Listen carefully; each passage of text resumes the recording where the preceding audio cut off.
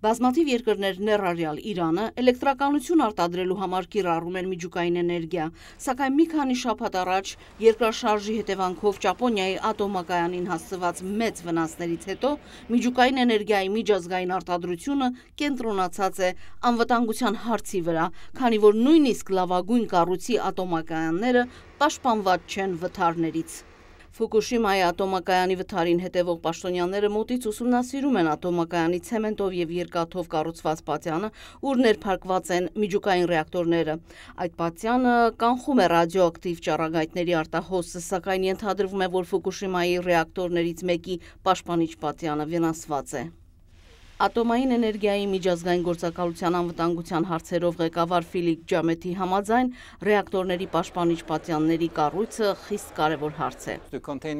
Ռեակտորները ներփակող պատյանը պատնեշում է ճառագայթների արտահոսքը։ Միջուկային վթարի դեպքում հարկ կլինի պաշտպանել շրջակա միջավայրը եւ մարդկանց անվտանգությունը ռադիոակտիվ ճառագայթահարումից։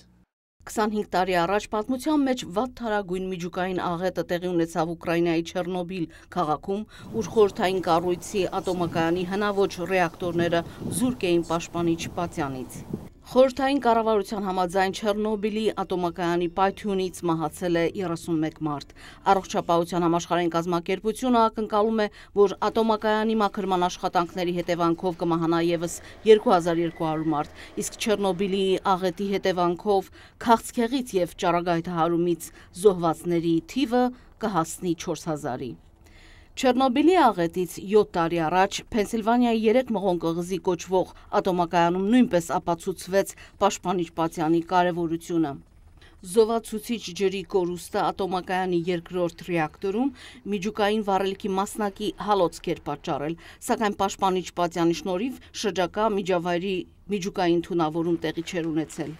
3 մղոն կղզու դեպքը Միացյալ Նահանգների միջուկային էներգիայի արդյունաբերությանը դրդեց խստացնել ատոմակայանների գործունեության անվտանգության չափանիշները։ Երեք մղոն կղզու աղետի շնորհիվ մենք վերաքննեցինք եւ բարելավեցինք մեր գործունեությունը, հանձնառություն ստանձնելով բարելավել վերապատրաստման ծրագրերը եւ արտակարգ իրավիճակների արձագանքելու կարողությունները։ Ատոմակայանների կառավարիչներն ամբողջ աշխարհում համաձայն են, որ անվտանգությունը ամենակարևոր առաջնահերթությունն է, որը պետք է շարունակ վերանայվի եւ արդիականացվի։ Այդ կարծիքին է նաեւ Իրանի ատոմային էներգիայի կազմակերպությունը, որը վերանայում է այդ երկրի առաջին ատոմակայանի աշխատանքները Բուշերում։ Մեր առաջիկա ծրագրերում կանդրադառնանք նաեւ Բուշերի ատոմակայանի անվտանգությանը։ Արաքսիվան, Ամերիկայի ձայն, Վաշինգտոնից։